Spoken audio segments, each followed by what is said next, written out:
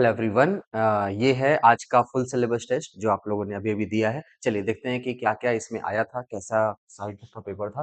पहले प्रॉब्लम से obviously starting से चैप्टर जो आपका है यूनिट डायमेंशन और एरर मेजरमेंट, वहां से एक या दो सवाल मिल जाते हैं। इस बार भी वैसी पैटर्न पे पूछा गया है कुछ। यहाँ पे दे रखा है कि p equal to a minus x square divided by b t. इसमें बोला गया है कि p पावर है, x है position coordinate and t is time. What is the dimension formula of b?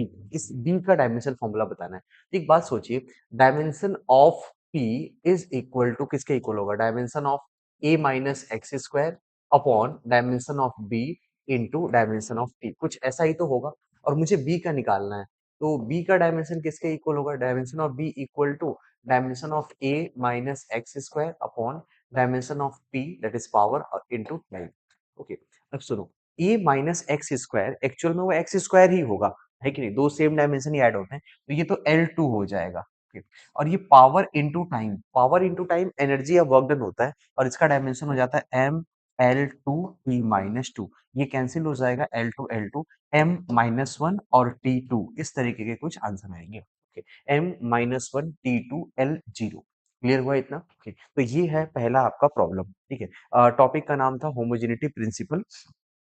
यहाँ से आप लोगों ने इसको देखा होगा। अगले प्रॉब्लम की ओर बढ़ते हैं। देखिए, इसमें बोला क्या गया है कि एक ऑब्जेक्ट है which is moving along x axis with uniform acceleration. Uniform acceleration का मतलब क्या है कि हम लोग उस पे इक्वेशन ऑफ मोशन अप्लाई कर सकते हैं। ठीक। इसकी वेलोसिटी दे रखी है 12 सेंटीमीटर पर सेकेंड। आई कैप का मतलब है पॉजिटिव एक्स एक्सिस की ओर होगा। At x equal to 3 centimetre, पहले वो 3 सेंटीमीटर पे था। After 2 second it is at x equal to minus 5 centimetre, मतलब कि पहले वो कहीं 3 पर था और वहां से पीछे चला गया है माइनस कितने पे? 5 पे। तो एक बात बताओ, डिस्प्लेसमेंट किसके इक्वल है? डेल्टा एक्स फाइनल माइनस क्या होता है? इनिशियल। फाइनल कितना है? फाइनल इज -5 सेंटीमीटर और minus of initial which is 3 centimetre. ये डिस्प्लेसमेंट किसके इक्वल आ जाएगा? ये आएगा -8 सेंटीमीटर। समझ पाए? Okay. और जो ये यहाँ पर था, इस समय इसकी इनिशियल वेलोसिटी कितनी थी? इनिशियल वेलोसिटी ये थी 12 सेंटीमीटर पर सेकेंड, और ये आई कैप में था, तो इसका मतलब ये है कि ये पॉजिटिव मान के चल रहे हैं, हम राइट डायरेक्शन को प्लस मान के चल रहे हैं। अब हम एक्सेलरेशन कांस्टेंट है, तो इक्वेशन ऑफ मोशन तो अप्लाई कर सकते हैं, जिसकी वैल्यू क्या होती है? S equal to u t plus half of a t square. मैं ऐसा क्यों कर रहा हूँ? क्योंकि मुझे एक्सेलरेशन फाइंड आउट करना है। अब एस यहाँ पे डिस्टेंस नहीं, डिस्प्लेसमेंट होता है इस इक्वेशन में। तो डिस्प्लेसमेंट की वैल्यू कितनी होगी? -8 equal to u t that is 12 into t कितना है? 2 plus half of acceleration multiplied by 2 square. अब ये कितना आ जाएगा? ये 24 हो जाएगा। 24 तो ये हो गया, और यहाँ से ये कैंसिल हो गया। -8 equal to 24 plus 2 times of A, और 2 टाइम्स ऑफ ए है -8 माइनस ऑफ 24। ओके, और ये हो जाएगा -32, और एक्सेलरेशन इक्वल टू क्या होगा? -16 सेंटीमीटर पर सेकंड स्क्वायर, क्योंकि सब कुछ यहाँ पे सीजीएस सिस्टम में रखा हुआ है। तो 16 आएगा माइनस में सेंटीमीटर पर सेकंड स्क्वायर, माइनस का मतलब नेगेटिव एक्स डायरेक्शन में है, ये माइनस आई कैप में। क्लियर? बस इतनी बात का ध्यान रखना था कि जो इक्वेशन हम लगा रहे हैं उसमें एस क्या होता है? डिस्प्लेसमेंट होता है, डिस्टेंस नहीं होता है। आप +8 या कुछ और रखते तो शायद आपका आंसर गलत आता। ठीक है, चलो अगले पार्ट की ओर बढ़ते हैं। देखो, जो अगला प्रॉब्लम है वो नेक्स्ट क्वेश्चन नंबर 3। इसमें क्या पूछा गया है कि एक बोट है which is selling with a velocity of 3 I cap plus 4 J cap. Velocity of boat आपको गिवन है इन vector form, 3 I cap plus कितना है?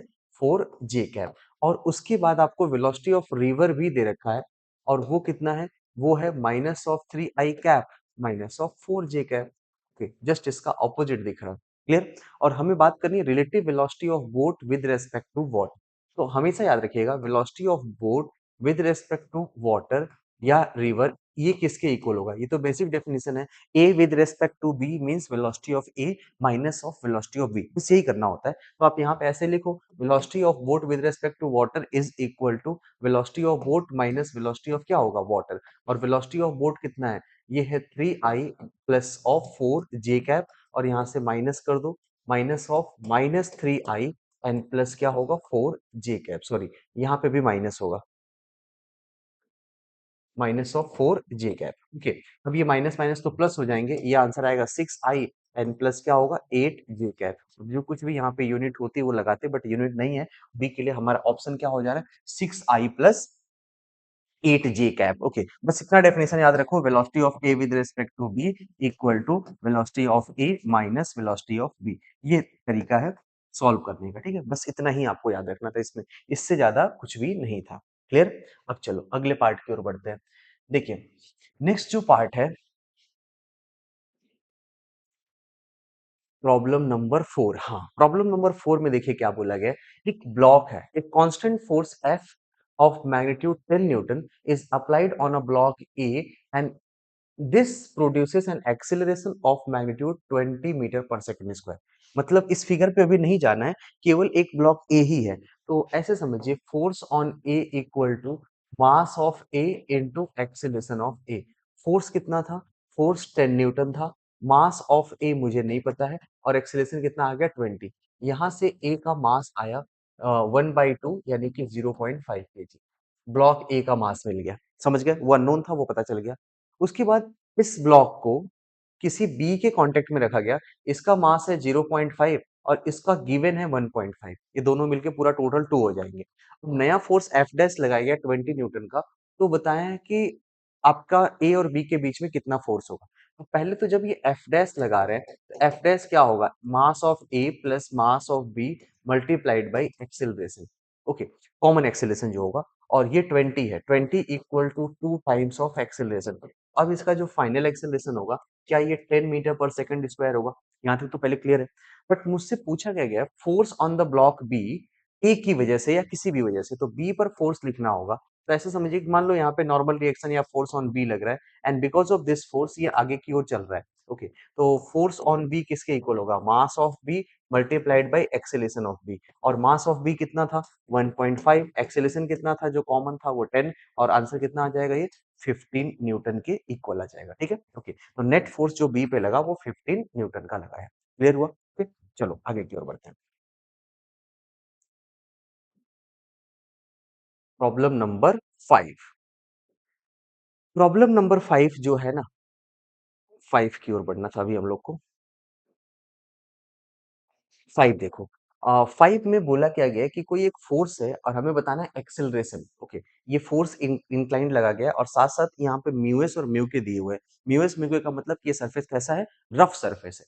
अब रफ सरफेस है तो सबसे पहले तो इन सारे फोर्सेस जितने भी आपको गिवन है, इनका एक कंपोनेंट बना लो वर्टिकल और हॉरिजॉन्टल डायरेक्शन में। ऊपर की ओर कितना फोर्स आ जाएगा 20, और इधर भी कितना होगा 20। साइन 45 और कॉस 45 दोनों की वैल्यू 1/√2 है। ओके, साथ साथ नीचे क्या लगेगा, नीचे लगेगा एक mg, और mg की वैल्यू कितनी होगी, ये 4 है, 4 इंटू 10 40 हो जाएगा। और ऊपर एक नॉर्मल रिएक्शन भी लगेगा। Okay, तो अब मैं वर्टिकल इक्विलिब्रियम की बात करूं, तो नॉर्मल प्लस 20 इक्वल टू कितना होगा 40। तो यहाँ से नॉर्मल फोर्स कितना आ जाएगा 20 न्यूटन। पहले इतना तो क्लियर हो गया। उसके बाद आप फ्रिक्शन फोर्स की मैक्स वैल्यू निकालो। एफ एस मैक्स किसके इक्वल होता है, mu S times of normal, और म्यू एस कितना है 0.8 मल्टीप्लाइड बाई 20। ये किसके इक्वल होगा, ये आएगा 16 न्यूटन। और काइनेटिक फ्रिक्शन की वैल्यू बताओ कितनी होगी, म्यू के इंटू एन। लगेगा क्या, ये बाद में बात करेंगे, पहले निकालते हैं। म्यू के इंटू एन, म्यू के कितना गिवन है 0.6 मल्टीप्लाइड बाई 20, ये कितना आ जाएगा, ये आ जाएगा 12 न्यूटन। ओके, यानी जब काइनेटिक लगेगा 12 न्यूटन का फोर्स लगेगा, और जब स्टैटिक लगेगा तो वो 16 तक लग सकता है, पता नहीं कितना लगेगा, हम लोग को कोई आइडिया नहीं।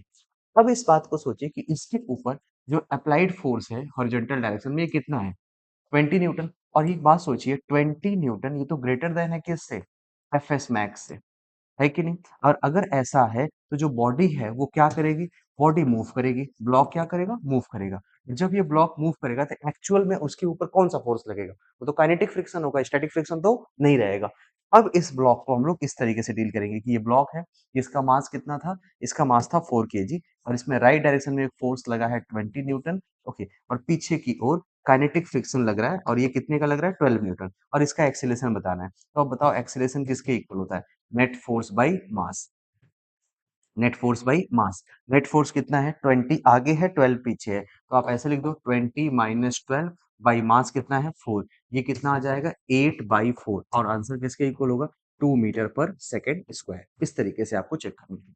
समझ गए? 2 metre per second square. Clear है? ओके, चलो अब आगे की ओर बढ़ते हैं। अगला पार्ट जो है प्रॉब्लम नंबर 6। देखो, इसमें आपसे ये पूछा है कि एक कोई बॉडी है और वो चल रही है किसी इस तरीके से कर्व पाथ पे और इसका स्पीड कांस्टेंट है।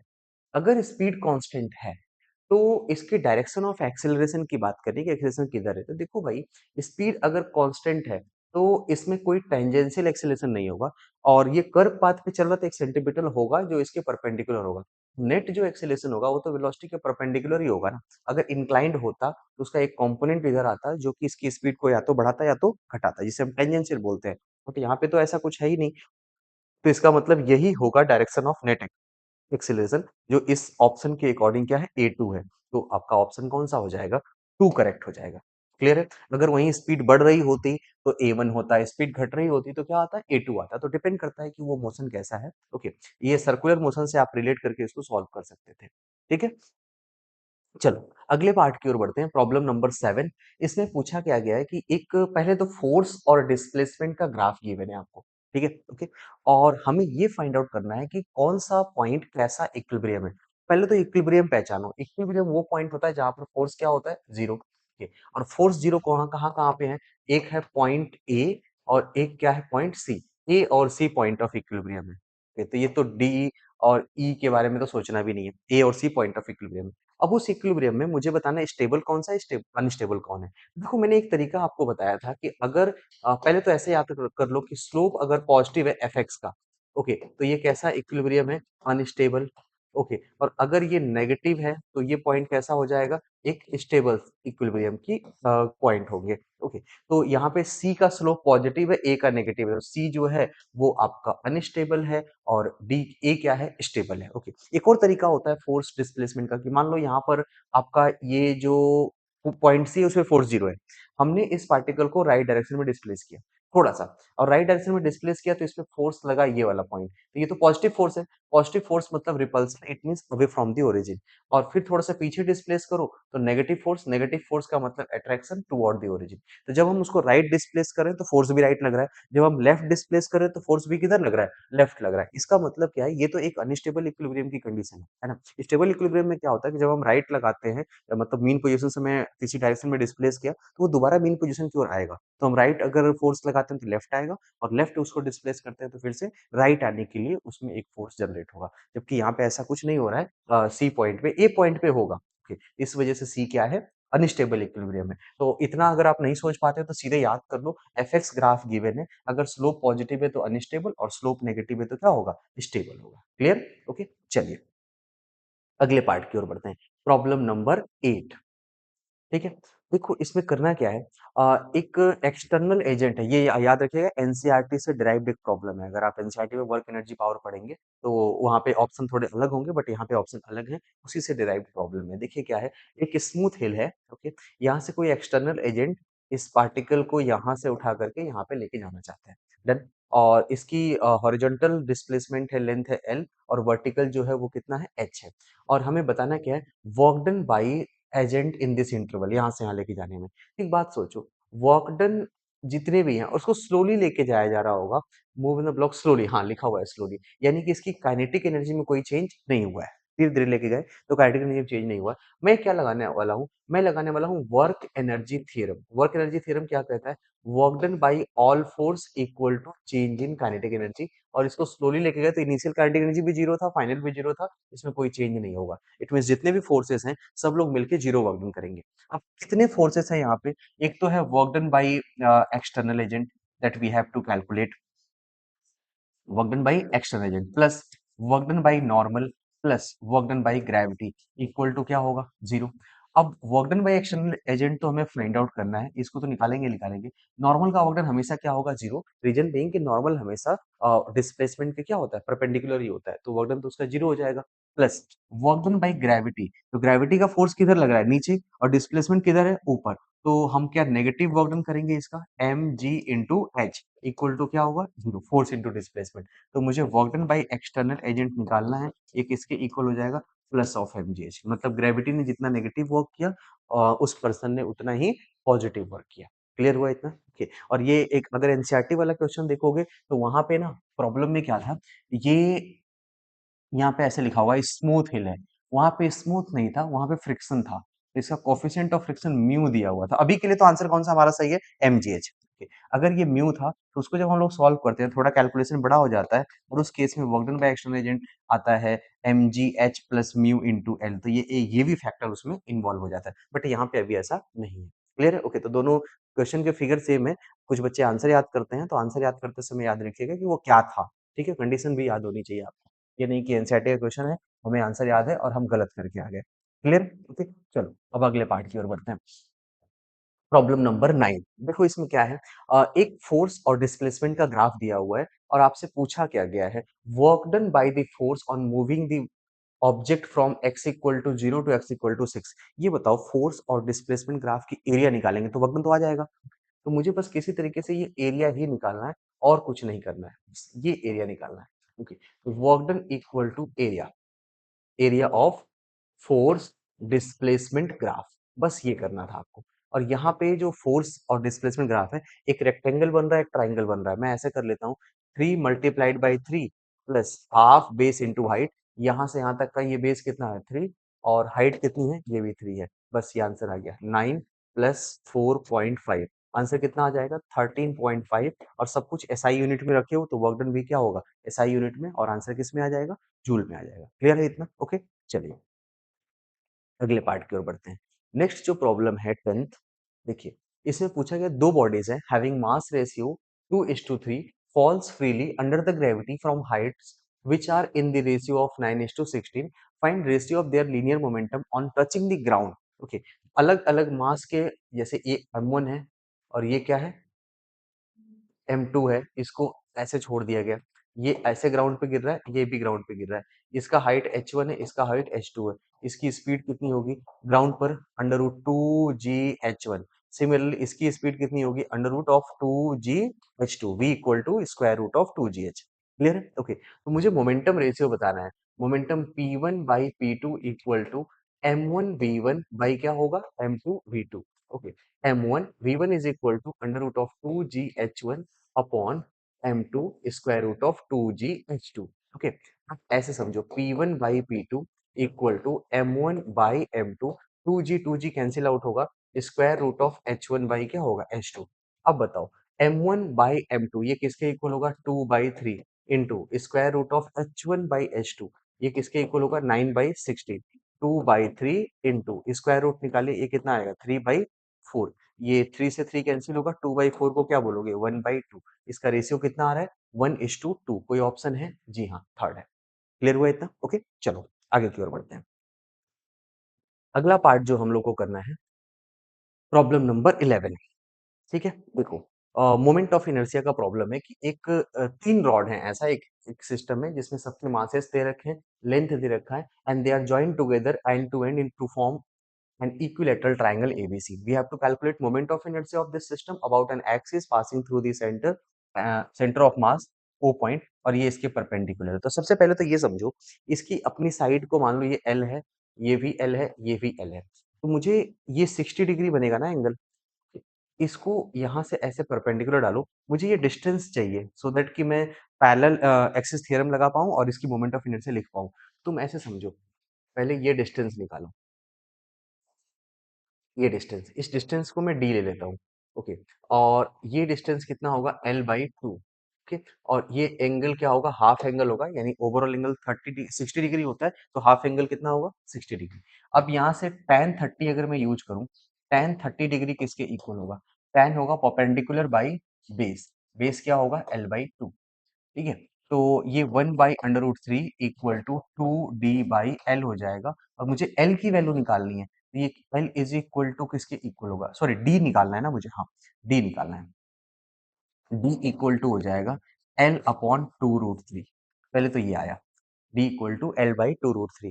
अब किसी एक रॉड का, इस रॉड का मोमेंट ऑफ इनर्शिया, तो ये रॉड ऐसे समझिए कि ये रॉड है, इसका मास m है, ये लेंथ L है, ये इस अकेले के रॉड का सेंटर ऑफ मास है, तो मुझे इसके अबाउट निकालना है मोमेंट ऑफ इनर्शिया, और ये डिस्टेंस d है, तो ये किसके इक्वल होगा, आई सेंटर ऑफ मास और प्लस क्या होगा m इंटू डी स्क्वायर। यही तो पैरेलल एक्सिस थ्योरम है। ऐसा दूसरे रॉड का भी होगा और ऐसा तीसरे रॉड का भी होगा। अब ऐसे समझिए, नेट जो मोमेंट ऑफ इनर्शिया होगा वो होगा आई किसी एक रॉड के सेंटर ऑफ मास का और प्लस उसका md स्क्वायर, और ऐसे कितने रॉड है? टोटल 3 रॉड है। 3 से आप क्या करोगे? मल्टीप्लाई कर दोगे। अब आओ, किसी एक रॉड का सेंटर ऑफ मास के अबाउट मोमेंट ऑफ इनर्शिया कितना होता है? ml square by 12। ओके, किनारे के अबाउट इसके सेंटर ऑफ मास के अबाउट ml स्क्वायर बाई 12 होता है, plus m into D square. D कितना है? l बाई 2√3, और इसका क्या करना है? Whole square multiplied by 3। ये करना है हम लोग को। ओके, और ये कितना आएगा? ml square by 12 plus ml square by 4 into 3, 12 हो जाएगा। इंटू क्या होगा? 3। ml square by 12 plus ml square by 12, ये आ जाएगा ml square by 6 multiplied by 3। ये कितना आएगा भाई? ये आएगा ml स्क्वायर बाई 2। ठीक है, ओके। अब इसमें मुझे तो ml टर्म में नहीं निकालना था, मास और लेंथ गिवन है, इसकी वैल्यू पुट कर दो। ओके, मास कितना है? 1 मल्टीप्लाइड बाई लेंथ की वैल्यू कितनी है? 2। 2 इंटू 2, और नीचे भी क्या आएगा? 2। ये कैंसिल होगा और आंसर आ जाएगा 2 केजी मीटर स्क्वायर। समझ पाए? 2 केजी मीटर स्क्वायर। कौन सा ऑप्शन है? बी ऑप्शन है। समझ पाए कि नहीं? ओके, तो ये बेसिक सा रिलेशन था। आपको फिर से मैं बता देता हूँ। आपको यहाँ से डिस्टेंस निकालना था। ओके, जैसे ही आपको डिस्टेंस निकलता है, एक रॉड का मोमेंट ऑफ इनर्शिया आ जाएगा, और सारे सिस्टम सिमेट्रिक हैं, तो आपको 3 रॉड का निकालना है, 3 से मल्टीप्लाई कर दिया। क्लियर है? ओके, और उसके बाद आपने ऑप्शन को सॉल्व कर लिया। ठीक है, चलो अब आगे की ओर बढ़ते हैं। अगला पार्ट जो है, प्रॉब्लम नंबर 12। देखिए, प्रॉब्लम नंबर 12 में क्या पूछा गया कि किसी एक सॉलिड स्फीयर को, स्मॉल सॉलिड स्फीयर है और इसका मास दे रखा है m, it is released from a point at height h above the bottom of rough track. ये इंपॉर्टेंट है। Rough track as shown in the figure, if sphere rolls down, okay, rolls down the track without slipping. Okay, चलिए ध्यान से देखिए, इसमें बोल रहा है कि फ्रिक्शन है, और फ्रिक्शन है तो रोलिंग हो सकता है। अब पता नहीं रोलिंग हो रहा है कि नहीं हो रहा, तो इन्होंने कंफर्म कर दिया कि नहीं, it is purely rolling, it is not slipping. ऐसा क्वेश्चन में गिवन है, without slipping. And its rotational kinetic energy when it come to the bottom of track edge. देखो, इस जब ये यहाँ पे आएगा ना, नीचे आएगा, तो ये चल भी रहा होगा इसका सेंटर ऑफ मास, और साथ साथ ये घूम भी रहा होगा किसी एंगुलर स्पीड से। तो इसके पास दोनों एनर्जी होंगी, ट्रांसलेशनल काइनेटिक एनर्जी भी होगा और रोटेशनल काइनेटिक एनर्जी भी होगा। बट हमें निकालना क्या है? केवल और केवल रोटेशनल काइनेटिक एनर्जी। तो सबसे पहले तो रोलिंग में एनर्जी कंजर्व होती है, ये बात आपको पता होगा। तो एनर्जी कंजर्व करके देखते हैं। देखो, पहले तो इनिशियल पोटेंशियल एनर्जी था mgh, ये किस में चला जाएगा? ये चला जाएगा ट्रांसलेशनल काइनेटिक एनर्जी और plus rotational kinetic energy.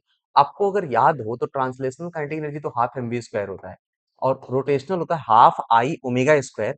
But अगर रोलिंग की कंडीशन में बात करें, तो उसकी वैल्यू हो जाती है half mv square in time, in bracket के स्क्वायर बाई आर स्क्वायर। ठीक है, और टोटल एनर्जी की बात करो तो हाफ mv स्क्वायर 1 प्लस के स्क्वायर बाई आर स्क्वायर। तो ये ट्रांसलेशनल है और ये क्या है? रोटेशनल है।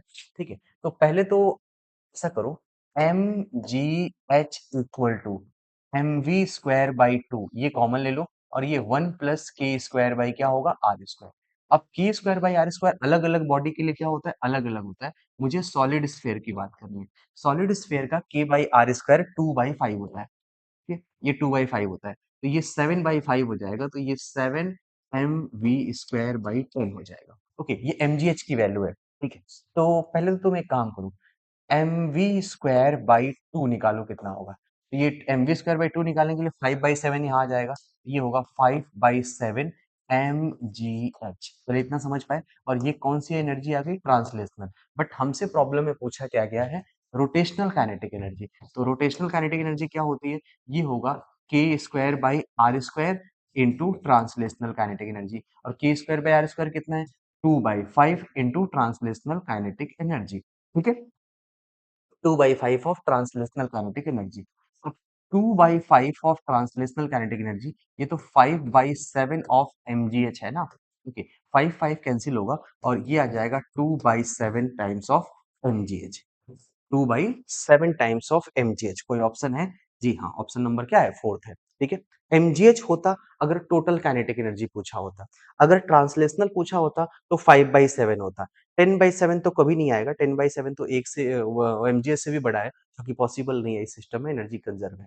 क्लियर हुआ? ओके, और कहोगे कि सर फ्रिक्शन है तो एनर्जी कंजर्व क्यों किया? ये आपको पता होना चाहिए कि इसमें वर्क डन बाय फ्रिक्शन क्या होता है? जीरो होता है इस केस में, इसलिए एनर्जी हमने कंजर्व की। ये सारे रिजल्ट डायरेक्टली आपको याद होने चाहिए थे। ठीक है, चलो। अगला पार्ट, प्रॉब्लम नंबर 13।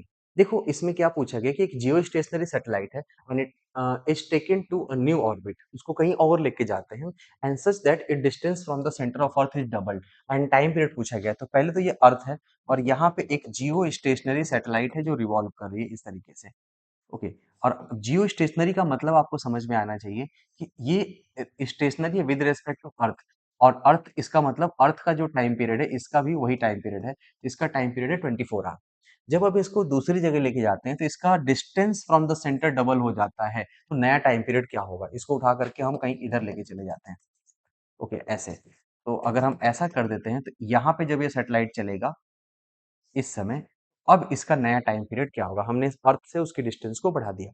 अगर ऐसा किया है तो हम क्या करेंगे, केपलर लॉ लगा दो।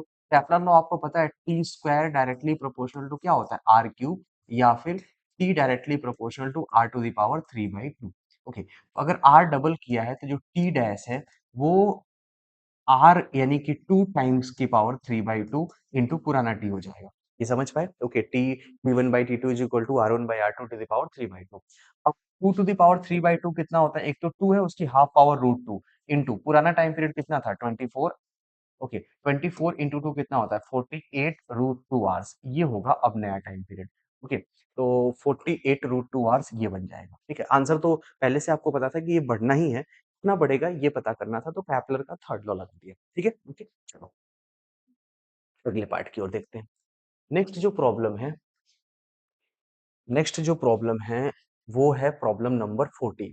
देखो, प्रॉब्लम नंबर 14 में पूछा क्या गया है कि एक बॉडी है, it execute simple harmonic motion under the influence of one force, it has some time period of 6 second. कोई बात नहीं, ओके, ये 6 सेकंड का टाइम पीरियड है। Then same body execute SHM with time period of 8 second under the influence of another force, when both forces act simultaneously, तो उसका time period क्यों होगा। फिर ये तो ज्यादा आसान हो गया। फोर्स है तो ऐसे समझो, F इज इक्वल टू, मान लो कि पहले माइनस k1x लग रहा है। okay? तो इससे हम लोगों ने टाइम पीरियड निकाला या ओमेगा निकाला, तो टाइम पीरियड किसके इक्वल आएगा 2 pi under root m by K की जगह क्या होगा k1। ऐसा ही पढ़े हो आप। सिमिलरली जब हम k2 नया force F2 is equal to minus of k2x लगाते हैं, तो टाइम पीरियड ये t1 था, ये t2 हो जाएगा, और ये कितना होगा 2 पाई, मास तो वही रहेगा m बाई क्या होगा k2। जब हम दोनों को साइमल्टेनियसली लगाते हैं तो अब F इज इक्वल टू क्या होगा minus of k1 plus k2 times of x होगा। डन। तो उसका टाइम पीरियड किसके इक्वल होता है 2 pi under root of m by K की जगह क्या होगा k1 प्लस k2। अब इस t1 t2 में एक रिलेशन आता है सॉल्व करने के बाद, कुछ लोग को याद भी होगा। अगर आपको याद हो तो अच्छी बात है, अदरवाइज इसे सॉल्व कर लीजिएगा। 1/t² इक्वल टू आता है 1/t1² प्लस 1 बाई क्या होगा t2²। After solving these equations we will have this relation. Okay, now t1 and t2 is given to you 1/t² equal to 1/6² plus 1 by क्या होगा 8²। Okay, 1/36 plus 1 by क्या होगा 48। ठीक है, अब इसको आप एलसीएम लीजिए और सॉल्व करिए। अब ये कितना आ जाएगा, मैं 120 ले लूं। ठीक है, ठीक है, ऐसा कर लेते हैं। तो अब ये कैंसिल नहीं हो रहा है, एक काम करो, तुम ऐसे कर लो, 36 48 36 प्लस 48, ये ज्यादा इजी रहेगा सॉल्व करने के लिए। 1/t²। अब इसे सॉल्व करो, देखो कितना आ रहा है। तो ये 12 हो जाएगा और 3 प्लस 4 7 अपॉन 36 इंटू कितना आएगा 48। ओके, तो ये तो पहले ये 4 हो जाएगा यहाँ पे, और उसके बाद आप इसको सॉल्व करो।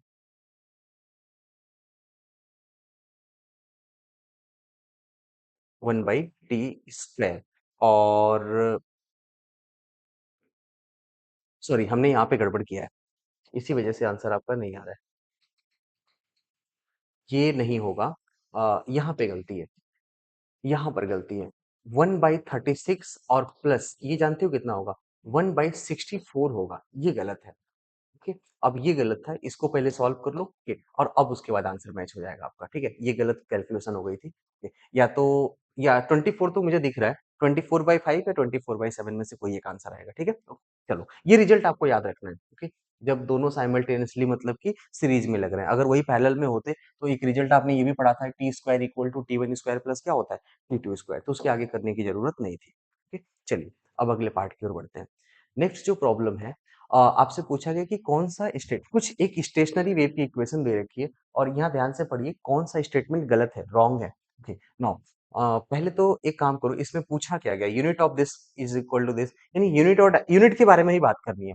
देखो, तो डायमेंशनल एनालिसिस का प्रॉब्लम है, ये जो two pi V T by lambda है, ये एक डायमेंशन लेस क्वांटिटी है ना, डायमेंशनलेस, इसकी अपनी कोई यूनिट नहीं होनी चाहिए। Similarly two pi X by lambda भी क्या है, ये भी डायमेंशनलेस क्वांटिटी, ये दोनों डायमेंशनलेस है।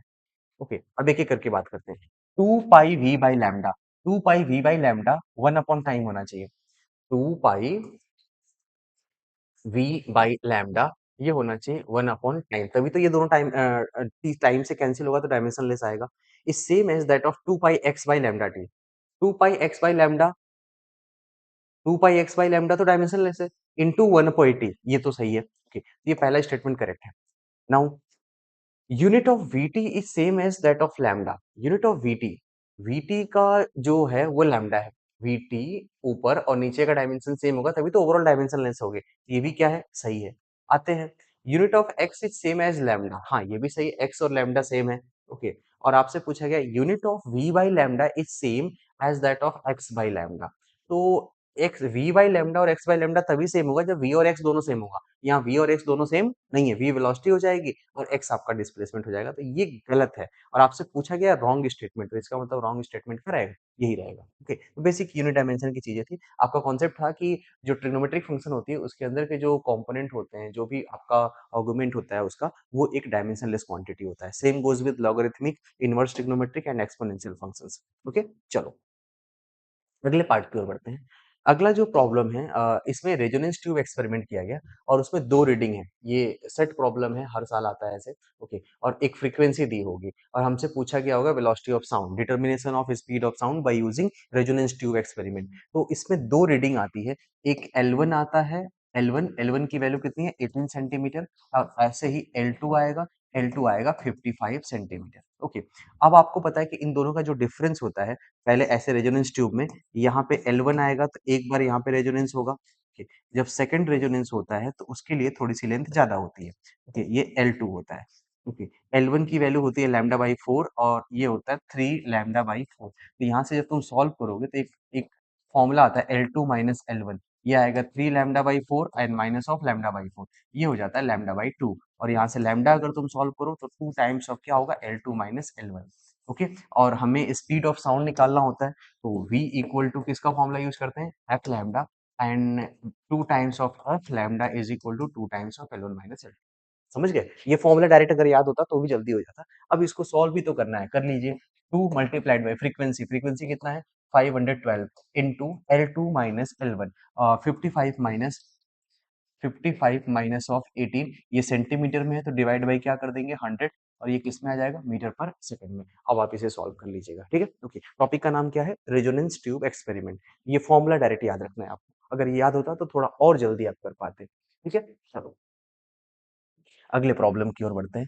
देखो, प्रॉब्लम नंबर 17, प्रॉब्लम नंबर 17, इसमें पूछा क्या गया है, एक सॉलिड सब्सटेंस है, 40 डिग्री सेल्सियस से स्टार्ट हो रहा है and to this substance heat energy is supplied at the constant rate. Okay, इसको हम देते जा रहे हैं heat energy, the temperature versus time graph of the is shown in the figure, this substance is in liquid state for the portion.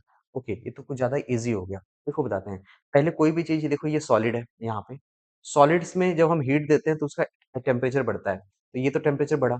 अब temperature बढ़ने के बाद अब टेम्परेचर नहीं बढ़ रहा है, उसका मतलब है कि वो फेज ट्रांसफर हो रहा है, तो ये यहाँ पे मेल्ट हो रहा है। ये सॉलिड है, ये सॉलिड टू लिक्विड है, फिर ये लिक्विड है, और अब यहाँ पे लिक्विड टू गैस है, और यहाँ पे गैस है। तो हमसे पूछा है कि लिक्विड स्टेट किसमें है, लिक्विड स्टेट तो फ्रॉम बी टू सी है। देखो, ये बी टू सी ही क्या है, लिक्विड स्टेट है, तो यही आपसे पूछा गया था, इसमें तो कुछ करने की जरूरत थी नहीं। ओके, यहाँ पे आप डायरेक्टली कर सकते थे। ठीक है, नेक्स्ट प्रॉब्लम नंबर 18, इसमें क्या पूछा गया, 540 ग्राम ऑफ आइस है, it is at 0 degree Celsius, इसको मिक्स करते हैं 540 gram of water at 80 degree Celsius. Okay. और आपको फाइनल टेम्परेचर बताना है मिक्सचर का कितना होगा। ओके, इसका तो आंसर 0 डिग्री सेल्सियस हो गया। सर पता कैसे चला आपको? देखो बताते हैं। जब कभी भी सेम अमाउंट ऑफ आइस और सेम अमाउंट ऑफ वाटर हो, ठीक है, same amount of ice, same amount of water हो, और वाटर का टेम्परेचर 80 डिग्री के आसपास हो और 80 डिग्री या उससे कम हो, तो आंसर हमेशा जीरो होता है। 80 से ज्यादा होगा तब कुछ हो सकता है, ठीक है, ओके, अदरवाइज आंसर हमेशा क्या होता है? जीरो। ओके, तो इसे सॉल्व करने की जरूरत है नहीं। अगर आप चाहो इसको पहले मेल्ट करा लो, इसे कूल करा लो। कूल करा के लेके आओगे तो इसकी एनर्जी ज्यादा होगी, मतलब कि ओवरऑल ये डोमिनेटिंग होगा, कौन? आइस। क्लियर हुआ? ओके, तो इसको जीरो हमेशा के लिए बना लो। अगले पार्ट की ओर बढ़ते हैं। Next problem number 19, statement correct का प्रॉब्लम है। An adiabatic process change in internal energy of gas is equal to negative of work done by the, ये तो सही है। कैसे पता चला? देखो, डेल्टा क्यू इक्वल टू, ये first law of thermodynamics, delta U plus क्या होता है? Delta W. एडियाबैटिक प्रोसेस है तो इसका मतलब हीट का एक्सचेंज हुआ नहीं होगा, तो ये जीरो होगा। तो ये वर्क डन एंड प्लस क्या होगा? चेंज इन इंटरनल एनर्जी, ऐसा कुछ आएगा। और हमसे पूछा गया change in internal energy, change in internal energy is equal to negative of work done by gas, negative of work done by gas, पहला सही है। now specific heat of gas in adiabatic process is infinity and in isothermal process is zero। देखते हैं क्या होता है। पहले तो specific heat बताओ क्या होता है? 1 by n delta q by delta t, amount of heat energy required to raise the temperature of 1 mole or 1 mass of gas by 1 degree celsius। Mathematically इसको ऐसे डिफाइन करते हैं। बट अगर मैं बोलूं कि जब हम एडियाबैटिक की बात करते हैं, तो एडियाबैटिक प्रोसेस का डेल्टा क्यू तो जीरो होता है। और जब हम डेल्टा क्यू जीरो पुट करेंगे इस फॉर्मूले में, तो ऊपर जीरो होगा तो सी की वैल्यू भी क्या होगी? जीरो।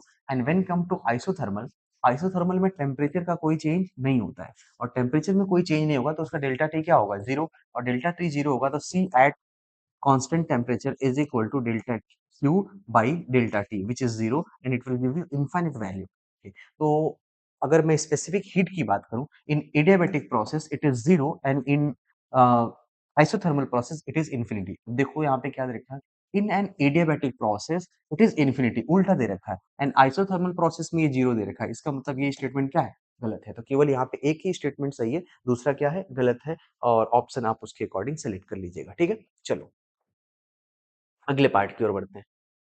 नेक्स्ट प्रॉब्लम है प्रॉब्लम नंबर 20। देखो, प्रॉब्लम नंबर 20, हाँ ये रहा।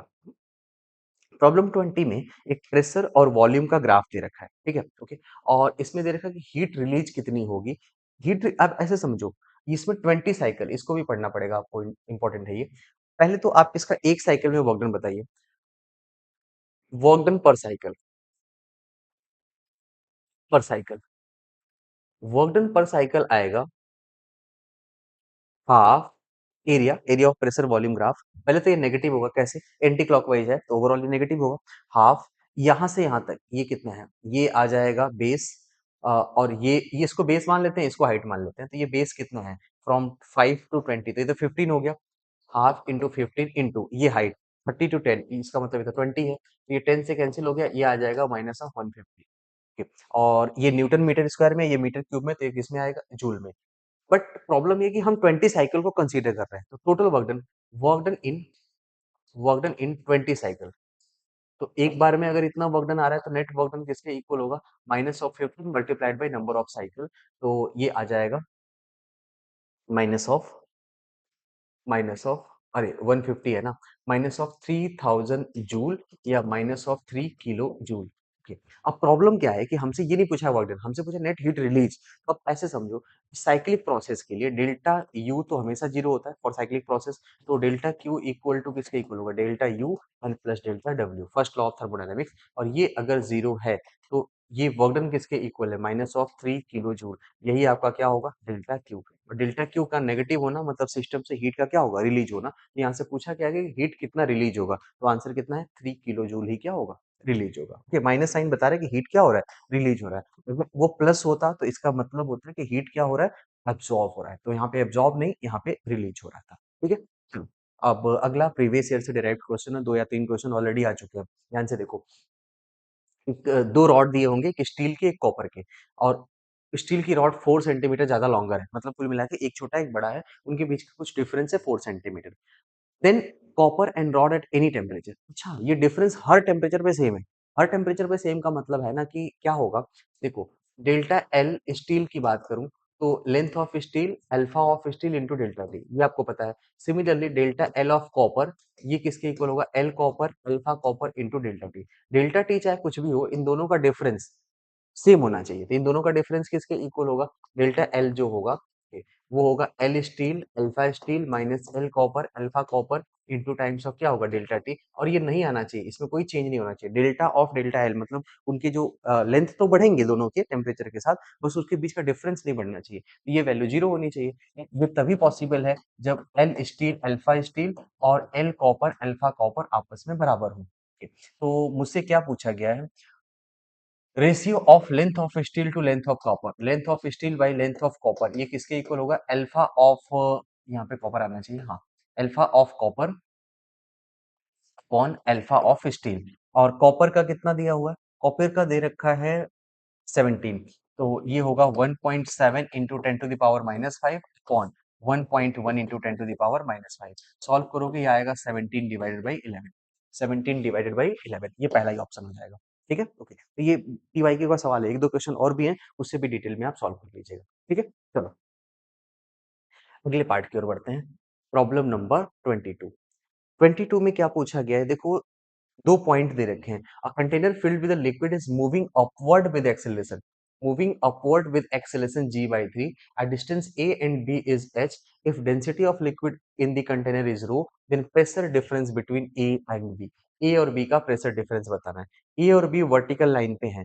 ये बताओ प्रेशर का डिफरेंस का फॉर्मूला आपको पता है, प्रेशर डिफरेंस का नॉर्मल फॉर्मूला होता है रो जी एच, बट प्रॉब्लम है कि यहाँ पे g चेंज होगा, एक्सीलरेटेड फ्रेम है तो g की जगह g इफेक्टिव रखते हैं। और आपको भी पता है कि कोई चीज ऊपर जाएगा तो जी की जगह क्या रखता है, pressure difference is equal to rho और G plus A into H, बस इतना ही करना था।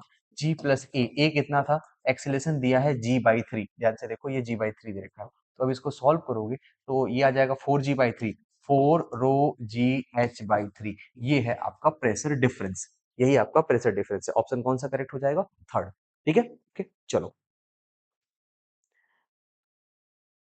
अगला पार्ट 23। 23 में देखो मैनोमीटर का प्रॉब्लम है। ठीक है, ओके, करना क्या होगा हम लोग को,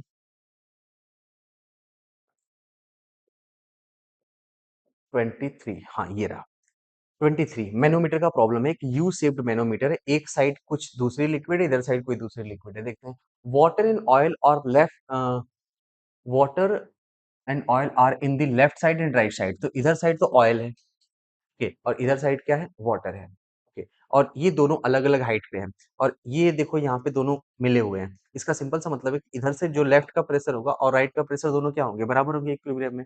हमसे पूछा क्या है, डेंसिटी ऑफ ऑयल कितना होगा, वाटर का आप 1000 कंसीडर कर सकते हैं। तो आप सिंपल ऐसे सोचिए कि इधर से जो वाटर का प्रेशर होगा और इधर से ऑयल का प्रेशर होगा वो दोनों सेम होंगे, तो कितना कितना हो सकता है, तो एटमॉस्फेरिक प्रेशर तो दोनों का कैंसिल ही हो जाएगा, उसको लिखने की जरूरत है नहीं। प्रेशर का फॉर्मूला होता है रो जी एच, ओके, जी भी कैंसिल होगा, रो इंटू एच दोनों का बराबर होगा। तो आप ऐसे लिख सकते हैं क्या, rho water into height of water is equal to rho of oil multiplied by height of water, बस हाइट ऑफ वाटर नहीं, ऑयल, हाइट ऑफ ऑयल, बस इतना करना है और कुछ करना ही नहीं है।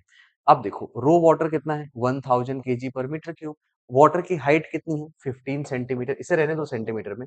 Density of oil that we have to calculate multiplied by height of oil, और ये कितना होगा 20, ये कैंसिल हो जाएगा और इसको सॉल्व करोगे ये आएगा 50।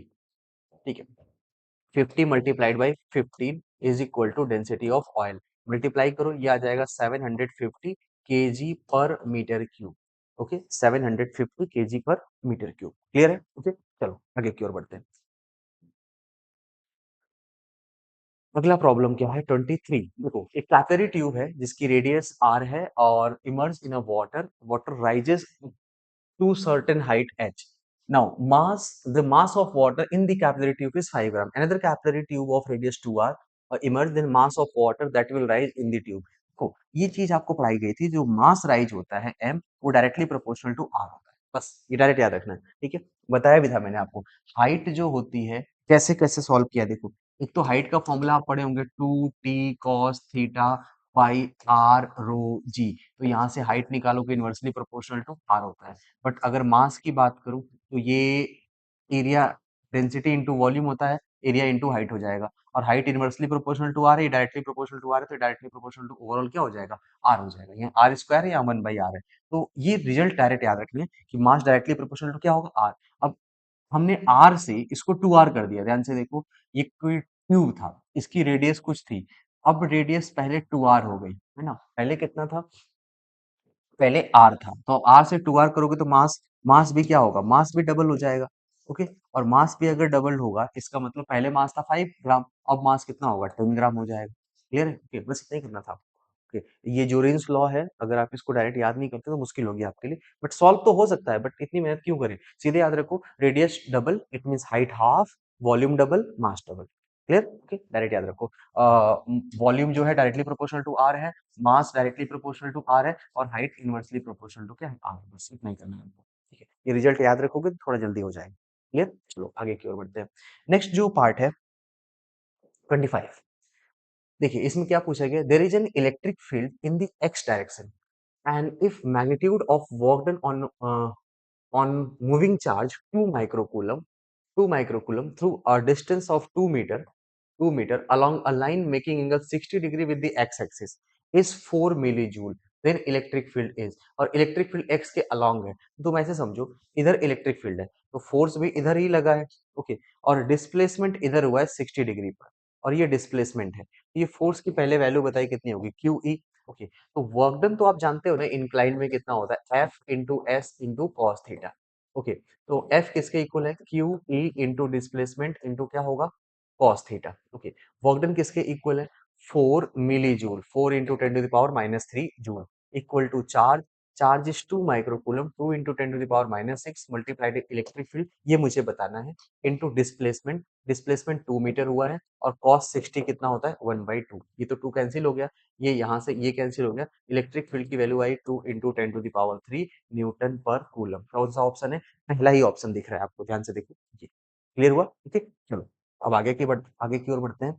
नेक्स्ट जो पार्ट है वो किसके बारे में है, नेक्स्ट पार्ट में आपसे पूछा गया है, एक स्टेटमेंट है, असर्शन रीजन के बारे में बात हो रही है।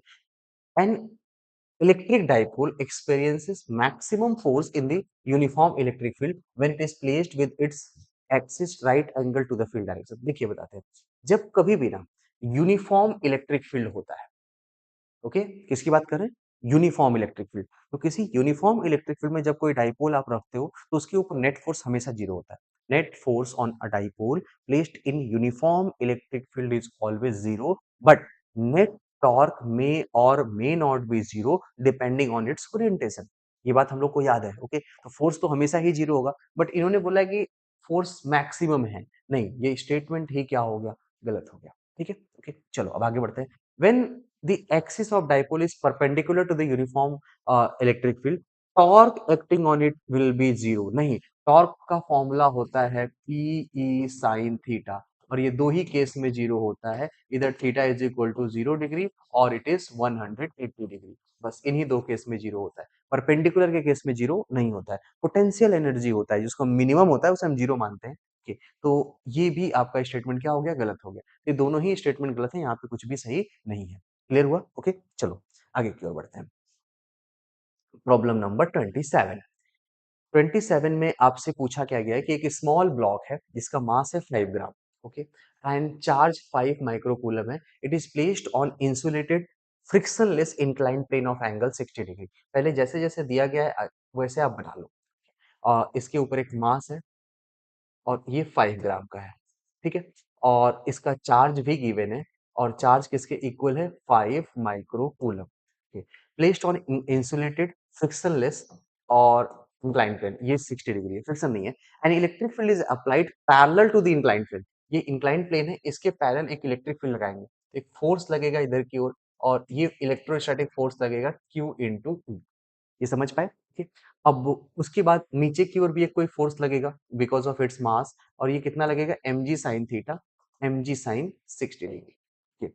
अब पूछा गया if the block remains at rest, इसका सिंपल सा मतलब है इट इज इन इक्विलिब्रियम, ऐसा प्रॉब्लम बोलना चाहता है, then magnitude of electric field is, तो देखो mg साइन 60 जो इसको नीचे की ओर खींच रहा है, ये किसके इक्वल होना चाहिए? QE के इक्वल होना चाहिए इलेक्ट्रोस्टैटिक फोर्स। ओके, तो mg mg की वैल्यू पुट कर लें क्या? m कितना है?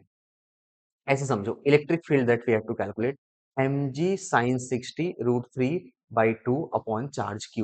Okay, root 3 by 2 into m कितना है? m है 5 gram, 5 into 10 to the power -3, g is 10 upon charge, charge है 5 microcoulomb, 5 into 10 to the power -6। जब ये कैंसिल होगा, ये ऊपर चला जाएगा तो यहाँ से आएगा root 3 by 2 into 10 to the power 4 newton पर कूलम। ये है आंसर। ठीक है, ये इलेक्ट्रिक फील्ड आना चाहिए। और ऑप्शन में 10 by root three, 5 by root three, 2 and root three है, यहाँ हम लोग का आ रहा है रूट थ्री बाई टू। ठीक है, तो यहाँ पे एक रूट थ्री बाई टू होना चाहिए था, जो कि नहीं है यहाँ पे। ठीक है, ओके, अगले पार्ट की ओर बढ़ते हैं। 27 के बाद आया 28।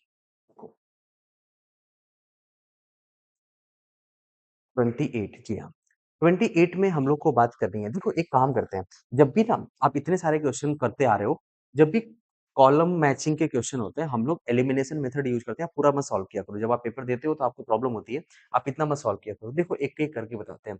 मुझसे इसमें चार चार चार चार्ज पूछा गया, ये 3 कैपेसिटर्स हैं, उस पे चार्ज पूछा गया होगा, और बैटरी से कितना चार्ज गया वो पूछा गया होगा। तो हम क्या करते हैं, पहले बैटरी निकालना ज्यादा आसान है। ये बताओ, 4 और 2 6 हो जाएगा, और 6 और 3 का सीरीज क्या होता है? 2, है ना? 6 मल्टीप्लाइड बाई 3 बाई 6 प्लस 3, ये आएगा 2 माइक्रोफैरेड, सॉरी 2 माइक्रोफैरेड, हाँ 2 माइक्रोफैरेड। ये कैपेसिटेंस आ गया। अब मुझे ये पूछा गया कि चार्ज गिवन बाय बैटरी, तो चार्ज गिवन बाय बैटरी कितना होगा? Equivalent overall capacitance multiplied by potential Q equal to CV, और ये कितना है? 2 इंटू V 30 है, ये आएगा 60 micro coulomb. Okay, 60 micro coulomb. पहले तो इससे आंसर मैच करो, ये पहले का C है, तो पहले का C है 2 में, यहाँ पे भी है, यहाँ पे भी है, यहाँ नहीं है, यहाँ नहीं है, ये दोनों गलत हो गए, इधर सोचने की जरूरत नहीं है। अब आते हैं कि जो बैटरी ने चार्ज दिया, तो ये जो 4 और 2 मिलके 6 बने थे, ये तो आपस में बन गए। अब ये 3 6 किस में था? सीरीज में था, और वही बैटरी से कनेक्टेड था, तो बैटरी ने जो भी चार्ज दिया, वो 3 पे भी तो चार्ज रहा होगा। 3 माइक्रोफैरेड पे जो चार्ज था वो भी 60 रहेगा, तो इसका भी क्या रहेगा? सी। पहले का भी सी है और चौथे का भी सी है, तो चौथे का सी देखो, यहाँ पे दो ही ऑप्शन है। फोर्थ का सी तो एक ही जगह है, यहाँ तो है ही नहीं, इसका मतलब ऑप्शन क्या हो गया? टू ही सही होगा। तो मुझे कुछ सॉल्व करने की जरूरत नहीं थी। ऐसा नहीं कि मैं पूरा सॉल्व करूंगा फिर मैं आंसर में जाऊंगा, कभी नहीं, ऐसा कभी नहीं करना होता है। ठीक है, ओके, हमेशा क्वेश्चन टफ आसान नहीं है भाई, ऑप्शंस देख करके जाओ, ऑप्शन उसको इजी या फिर टफ बनाते हैं। ओके, चलो नेक्स्ट प्रॉब्लम 29 की ओर जाते हैं। 29 में आपको क्या करना है कि एक सर्किट गिवन है, जिसमें एक अमीटर कनेक्टेड, एक वोल्टमीटर है, एक बैटरी है, दो रेजिस्टर्स हैं। आपसे पूछा गया कि अमीटर की रीडिंग क्या होगी, वोल्टमीटर की रीडिंग क्या होगी। तो देखो, इसमें करंट जा रहा है कि नहीं, पहले ये पता करो। इसका रेजिस्टेंस, ये आइडियल है, इसका रेजिस्टेंस इन्फिनिटी होगा, तो जो भी करंट निकलेगा वो सब इसमें चला जाएगा, इसमें कोई भी करंट फ्लो नहीं करेगा आइडियल केस में। और ये इसका रेजिस्टेंस तो जीरो ही होगा, तो इसमें जितने भी करंट सर्किट में जाएगा वही इसमें जाएगा। तो इस सर्किट का पूरा इक्विवेलेंट रेजिस्टेंस कितना होगा, आप बताओ। ये 6 है, प्लस 4 है, और बैटरी का 1, ये कितना आ जाएगा? 11 ओम। ओके, करंट इस पूरे सर्किट में कितना होगा? Current equal to total potential 6 volt by total resistance 11, 6 by 11 ampere. पहले तो ये समझ में आया, 6 बाई 11 एम्पियर। तो ऐसा तो केवल एक ही ऑप्शन है।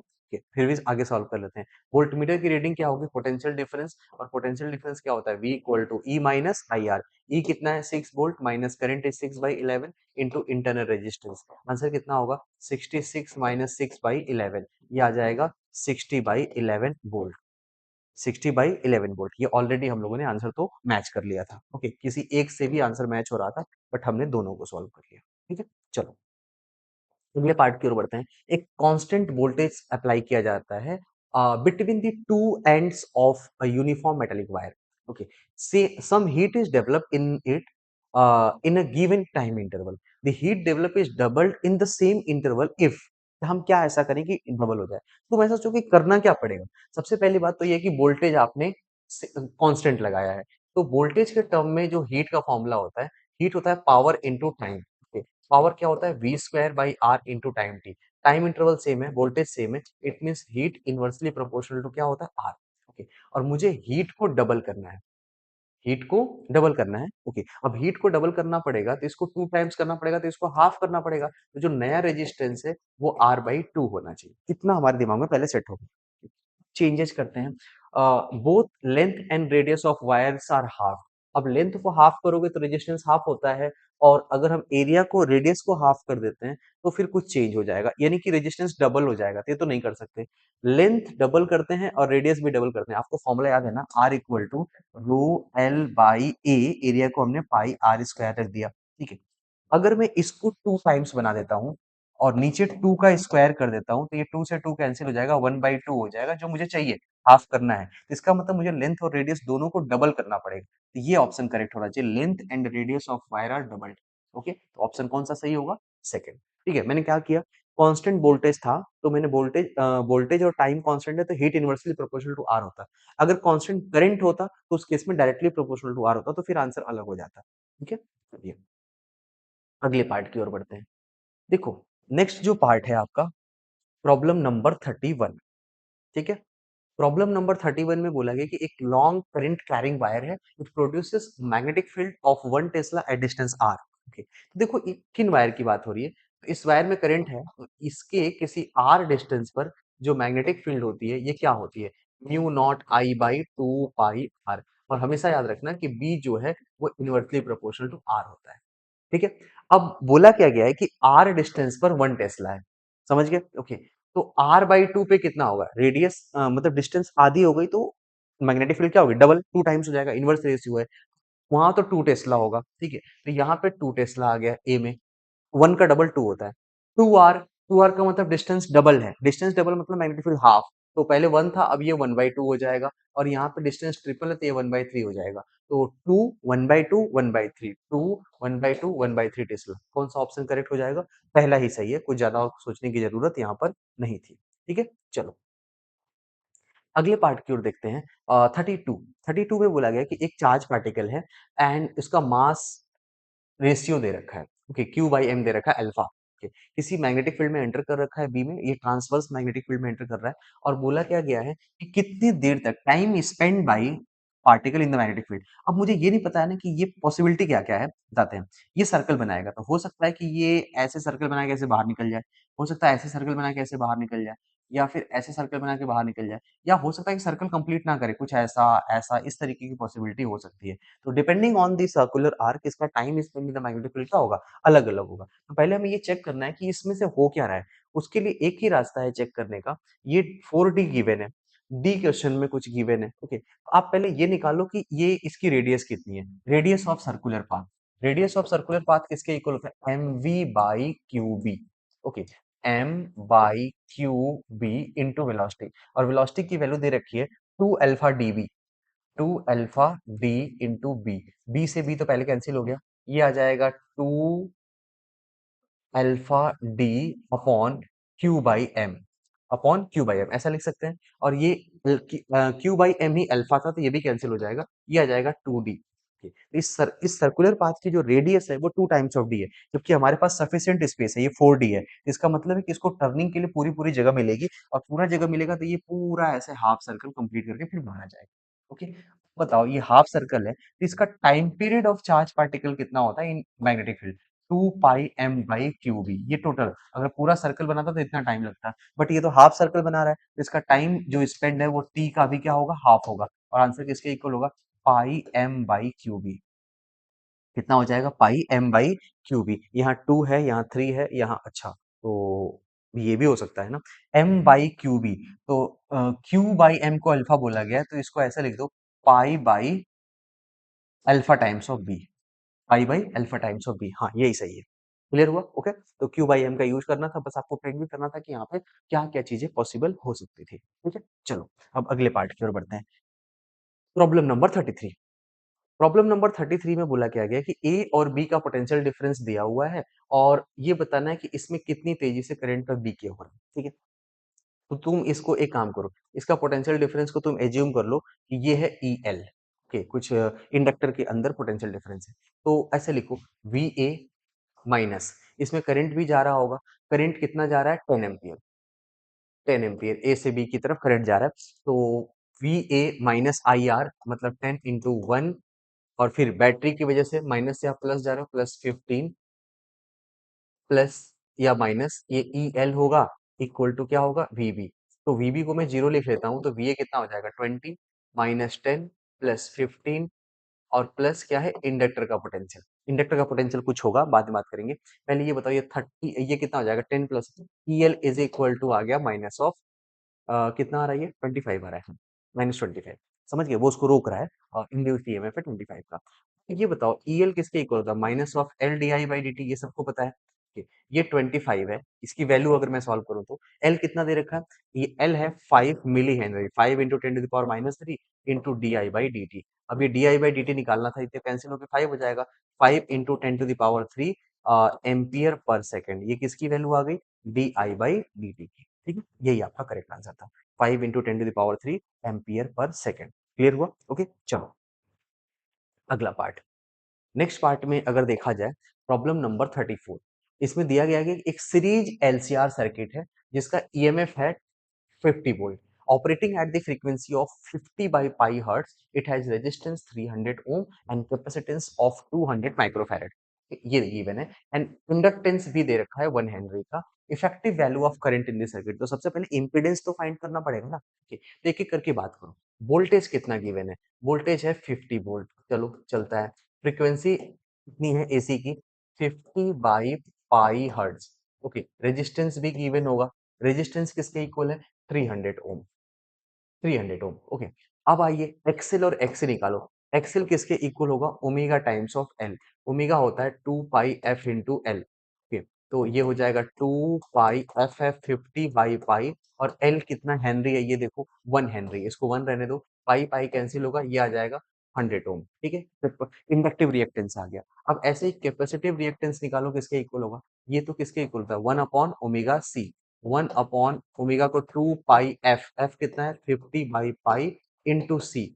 सी कितना आ रहा है, आप बताओ, सी है 20 microfarad, 20 into 10 to the power -6। अब इसे सॉल्व करना है, पहले पाई पाई कैंसिल होगा और ये 100 हो जाएगा, तो ये ऊपर जाएगा 10 की पावर 6, तो आंसर आएगा 10 टू द पावर 4, मतलब कि कुछ ऐसा, और नीचे कितना आ जाएगा 20। इसको सॉल्व करोगे, ये आएगा 500 ओम। ओके, अब इम्पीडेंस ऑफ सर्किट बताओ किसके इक्वल होगा, impedance equal to under root R square plus XL, या एक्सएल माइनस एक्सी का क्या होगा, होल स्क्वायर। ये आर कितना है, आर है टोटल 300 ओम होल स्क्वायर, प्लस ये कितना है 100 माइनस 500, या 500 माइनस 100, इसका स्क्वायर, ये तो 400 होगा ना। Okay, root over 300 square plus कितना आ रहा है 400 स्क्वायर, ये तो 500 का स्क्वायर है, यानी ओवरऑल जो इम्पीडेंस है वो कितना ओम है, 500 ओम है। समझ पाए? Okay. अब बोला था कि इफेक्टिव करंट मतलब आरएमएस करंट सर्किट में कितना है, RMS current is equal to RMS voltage by Z. Voltage आपने सर्किट में कितना लगाया था, 50 वोल्ट ऑलरेडी गिवन था, और इम्पीडेंस कितना आया 500, ये आंसर आएगा 0.1 एम्पियर। ओके, या 1/10 एम्पियर, 0.1 एम्पियर। ठीक है, इफेक्टिव पूछा था, ठीक पूछता तो फिर रूट टू से डिवाइड या मल्टीप्लाई के बारे में सोचते, बट यहाँ पे उतना सोचने की जरूरत नहीं है। क्लियर है? ओके, चलिए अगला पार्ट देखते हैं। नेक्स्ट जो पार्ट है 35, देखो 35 में क्या करना है, एक एलसी सर्किट गिवन है, ठीक है, एलसी मतलब, और उसमें हम लोग को बेस्ट रिप्रेजेंटेशन बताना है कि करंट वोल्टेज का क्या कॉम्बिनेशन होना चाहिए। भाई बहुत आसान है, सीरीज है, करंट दोनों में सेम होगा। ठीक है, इंडक्टर में करंट लैगिंग करता है, वोल्टेज लीड करता है। ये करंट अगर मैं एज्यूम करूं तो इंडक्टर का वोल्टेज इससे 90 डिग्री ऊपर होना चाहिए, और कैपेसिटर में 90 डिग्री पीछे होना चाहिए, तो यही ऑप्शन करेक्ट हो जाएगा। ठीक है, कुछ ज्यादा सोचने की जरूरत यहाँ पे थी ही नहीं। ओके, बेसिक आइडिया याद रखना है कि किसमें कौन लीडिंग होता है और कौन लैगिंग होता है, कौन लीडिंग है और कौन लैगिंग है। चलिए 36 के बारे में बात करते हैं। एक स्मॉल टेलीस्कोप है, इसका ऑब्जेक्टिव लेंस का फोकल लेंथ दे रखा है 40 सेंटीमीटर, एंड आई पीस का दे रखा है 5। मैग्नीफाइंग पावर बताना है नॉर्मल एडजस्टमेंट में, ये किसके इक्वल होता है, magnifying power is equal to F O by F E, objective lens का focal length by eye lens का, 140 अपॉन 5, ये किसके इक्वल हो जाएगा, 140 बाई 5 आ जाएगा 28। ओके, मैग्नीफाइंग पावर कितना आ जाएगा, 28 आ जाएगा। ठीक है, ओके, चलो आगे की ओर बढ़ते हैं। अगला पार्ट 37, स्क्वायर वायर है, इसकी साइड दे रखी है 3 centimetre. Okay, it is placed at 25 centimetre from a concave mirror of focal length 10 centimetre.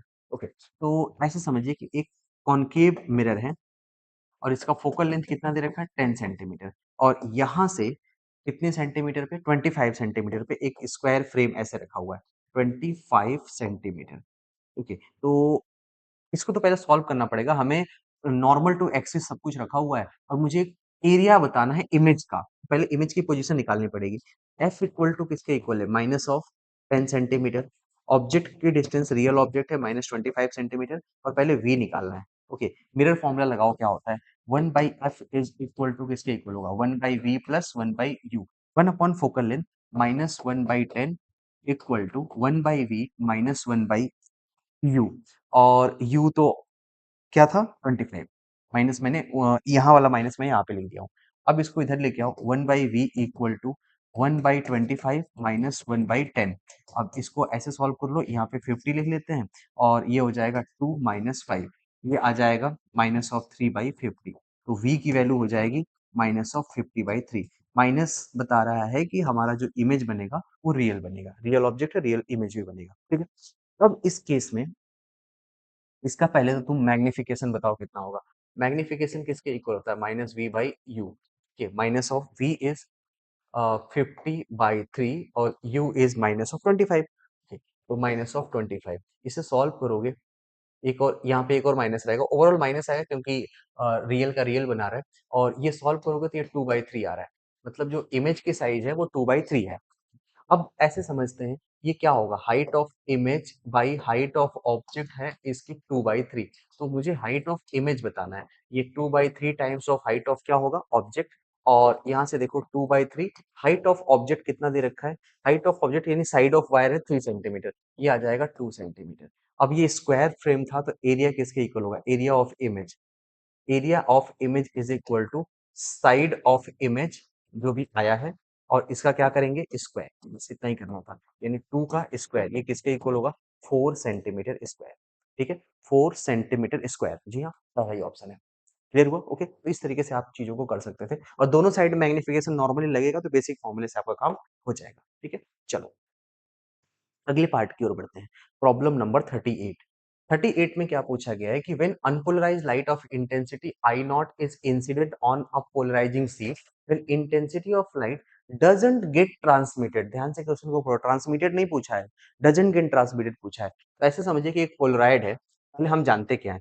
अगर हम अनपोलराइज्ड लाइट की इंटेंसिटी आई नॉट इससे पास कराते हैं तो जो यहाँ पे लाइट की इंटेंसिटी आती है, ये होती है प्लेन पोलराइज्ड लाइट और इसकी इंटेंसिटी होती है हाफ, पहले की 50%। तो 50% ट्रांसमिट होती है, तो 50% ट्रांसमिट नहीं भी तो होती है, ये भी तो सोचिए। जो ट्रांसमिटेड है वही नॉट ट्रांसमिटेड है, यहाँ पे दोनों क्या है अभी के लिए? सेम है। तो नॉट ट्रांसमिटेड भी आई नॉट बाई 2 ही होगा, क्योंकि आधा ट्रांसमिशन होता है और आधा नहीं होता है। क्लियर हुआ? ओके, चलो अगला पार्ट। नेक्स्ट जो क्वेश्चन है, when radiation of wavelength lambda is incident on a metallic surface, stopping potential is 4.8. If the same surface is illuminated with the radiation of double wavelength, then stopping potential becomes 1.6 volt, then threshold wavelength of the surface h। मतलब मुझे कुछ बताना है, इसे समझिए। मैं क्या करता हूँ, ऐसे लिख लेता हूँ।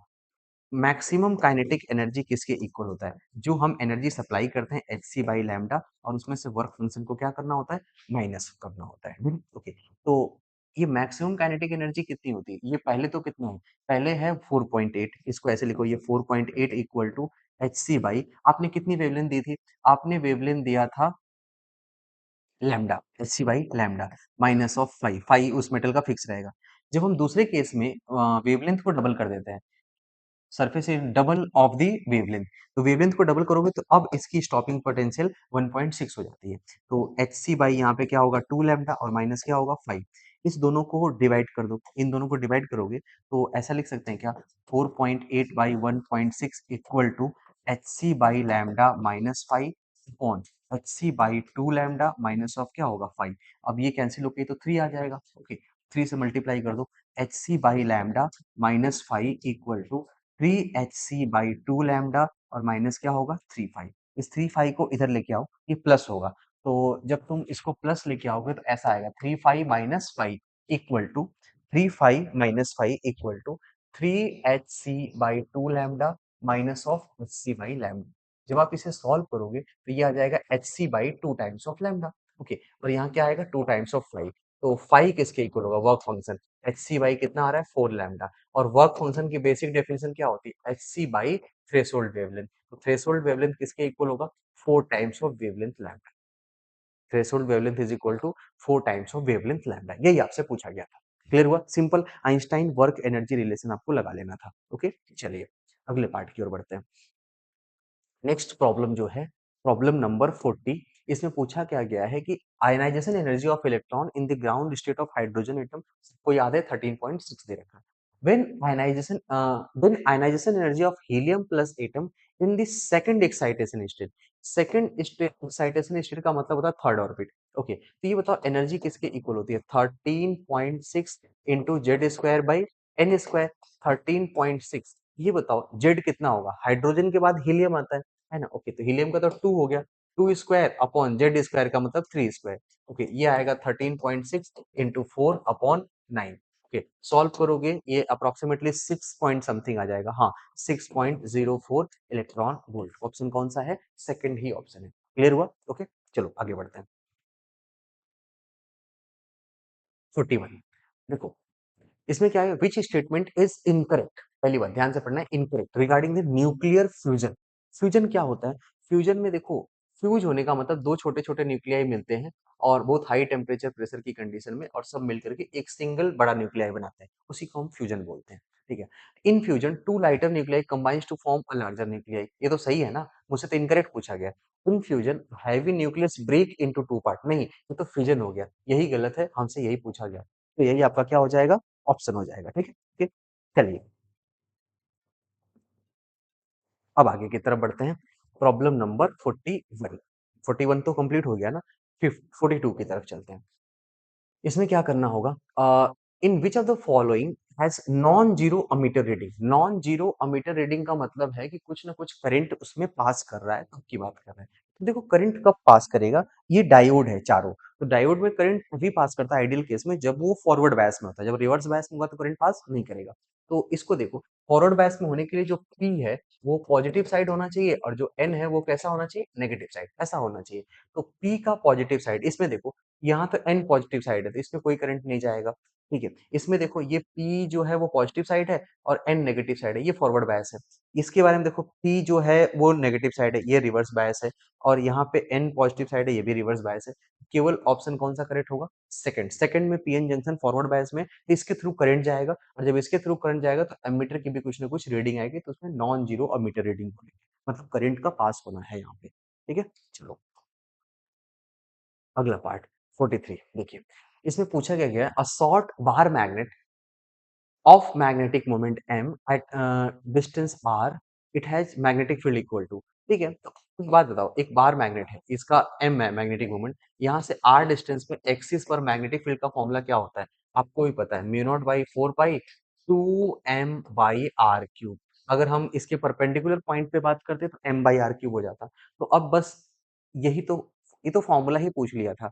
अब चाहो तो इस 2 से 2 को कैंसिल कर दो, नीचे 2 पाई आर क्यूब हो जाएगा, mu naught M by 2 pi R. ये आपका ऑप्शन क्या हो जाएगा? फोर्थ हो जाएगा। क्लियर है? ये बेसिक फॉर्मूला बेस्ड प्रॉब्लम था, इसमें कुछ खास करने की जरूरत नहीं थी। ठीक है, चलिए अब आपसे पूछा क्या गया है कि सी जो है इलेक्ट्रोमैग्नेटिक वेव की स्पीड है वैक्यूम में, speed in a medium, डायरेक्ट्रिक constant के है, और रिफ्रैक्टिव इंडेक्स। अरे वाह, ये तो आसान है। देखो सी क्या होता है? Under root of mu naught into क्या होता है? Epsilon not. ओके, अगर हम वी की बात करें तो अंडर रूट ऑफ क्या हो जाता है? म्यू और एप्सिलॉन उस मीडियम का। इसको हम ऐसे भी तो लिख सकते हैं, under root mu naught mu R epsilon naught epsilon R. Okay, तो इसको लिखने का तरीका क्या होता है? 1 upon under root of mu naught epsilon naught into 1 upon under root of mu R epsilon R, ऐसा लिखा जा सकता है। ये तो सी है। ओके, तो ये हो जाएगा v equal to C by under root of mu R epsilon R. इस एप्सिलॉन आर को डायरेक्ट्रिक कांस्टेंट भी बोलते हैं, तो इसको आप ऐसे लिख दो, C by under root of mu R into K. यही आंसर आपका। v equal to C by under root mu R into K. ये कंप्लीट हुआ। ओके, अगले पार्ट की ओर बढ़ते हैं। ये रिजल्ट डायरेक्टली आपको याद रखना पड़ेगा। ठीक है, चलो देखो नेक्स्ट प्रॉब्लम है 45। के लास्ट प्रॉब्लम है आज का।